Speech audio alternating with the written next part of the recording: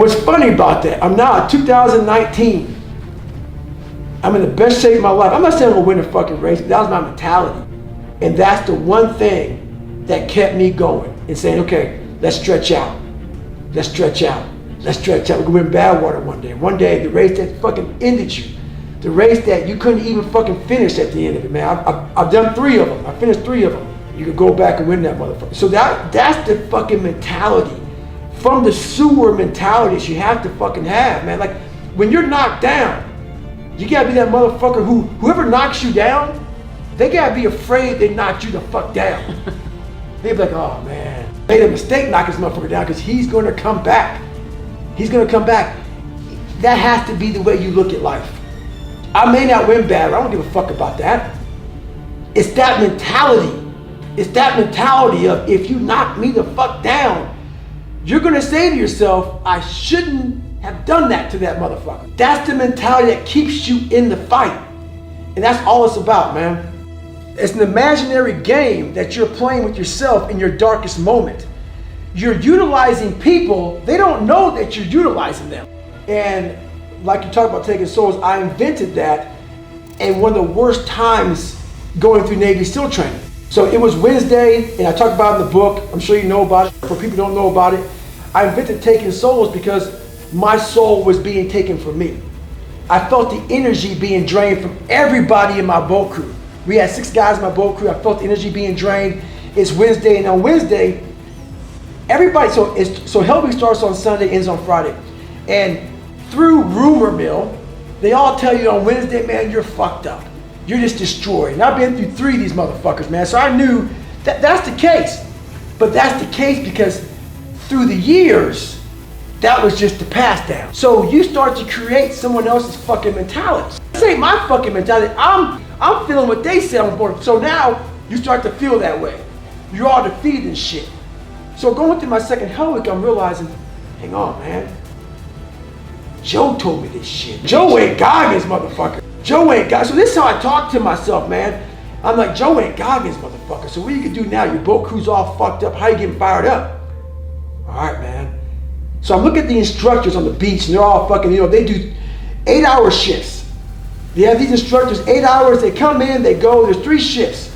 So they're all fresh, and they're all chilling out. Yeah. Parkas, it's nice and cold out there. They got nice jackets. We're all wet and miserable, sandy and fucked up. They got a cup of coffee, and they're looking at us, just jackhammering. I'm like, these motherfuckers are taking joy in this shit, man. I would take joy in it, but I also know that these guys, these instructors are looking at all of us students, and they're reminiscing back to when they were us and how fucking miserable this time is for them. They're like, I would never want to do that again. There's power in that. There's power in knowing the human mind. So I'm like, okay, roger that. So what I'm gonna do is I'm gonna get inside your motherfucking heads right now. They don't know what I'm doing. So I get my boat crew of 5 other guys, me making 6 guys, and the whole evolution now is, all you gotta do is just lift your boat over your head, 6 of us guys, but by this time you're all weak and you're fragile and the boat's coming down. Yeah, it sounds easy, but on Wednesday, not getting any sleep, the boat's heavy. So now the boat's on your head, it's like, get the boat off your fucking head, you're trying to pick it up. And this is the rhythm. This is the battle rhythm now. Now they're fucking with you. You're tired, you're a fucking zombie. You got him. The class is cut down in fucking size now. The chinks in the armor. The chinks in the armor. I'm saying, okay, motherfucker, here we go. I tell my guys, hey, check it out, dude. Follow my lead. Just give me a few seconds. Give me a few seconds of motivation, man. So instead of just having the boat over your head, we're gonna start fucking boat pressing this motherfucker. At the top of the boat press, we're gonna loft that bitch. Like, dude, I don't know if we can. Like, just fucking, you can do it, trust me.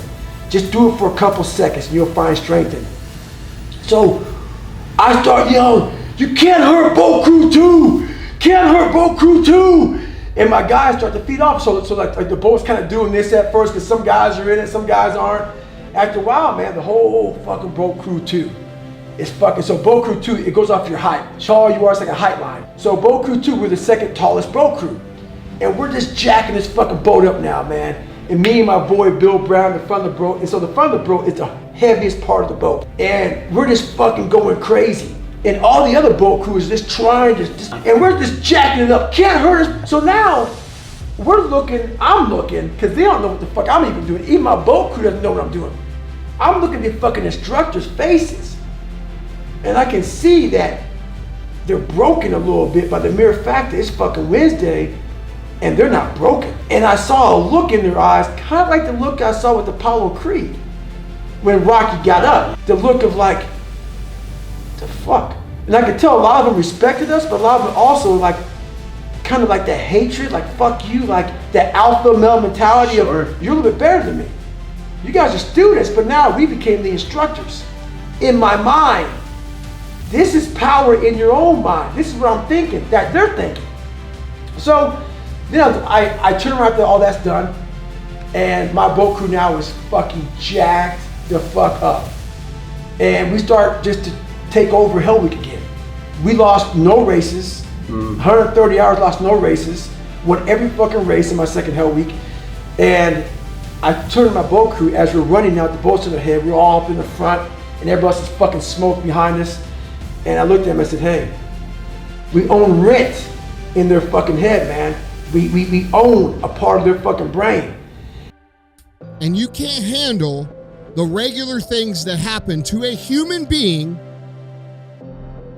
in a regular day of life, okay? Meaning, when you have a personal problem, or you have an issue, or you have a situation at home, or you have a situation with a friend, or your job, or a customer, for whatever it is.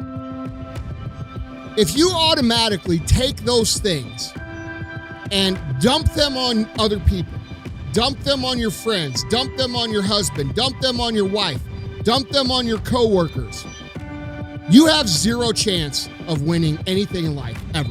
You have zero chance of owning your own home that you're proud of. You have zero chance of making an income that you're proud of. You have zero chance of having fulfilling relationships. Nobody wants to be around people like that. Guys, it's the most toxic fucking trait someone could have. For you to get on the track that you want to do is to become self-reliant. That means you have to not only understand your own problems, you have to attack your problems, and you have to address your problems and solve them mostly on your own. Now, and I know that flies in the face of the current narrative that we all gotta have a fucking therapist, and we all gotta have fucking healing, and we all gotta have somebody to fucking coddle us. But guys, I'm not saying you can't go get help. I'm not saying you can't have people to rely on to help you with things. But what I am saying is that a lot of you motherfuckers have become so fucking soft and so addicted to the validation of voicing your bullshit problems that you won't even try to attempt to improve where you are in life. Okay? Your identity is now attached to this victimhood that you see in yourself. And you're telling your story and you constantly harp on all these negative, bad things. Understand that you are creating more of that for yourself, and you are trapping yourself in a cycle that will not be able to be overcome until you start to change how you see yourself. You have to change how you see yourself before your situation changes. So instead of seeing yourself as this perpetual struggle bus person who has all these fucking problems all the time, start envisioning yourself as someone who's overcome these problems. Start talking about how you've overcome little things instead of continuously piling on your bullshit, okay? Lots of people, millions of motherfuckers, have the same problems that you have and overcome them with more difficult situations. I say this all the time because it's fucking true. And you, if you would sit there and take inventory of how bad your problems really are, you'd start to understand they're not that fucking bad. You know what the real fucking problem in the world is, dude? The real problem that all of you suffer from that are listening right now, the real problem is you don't have any real fucking problems. That's the problem. You don't have any real hard problems.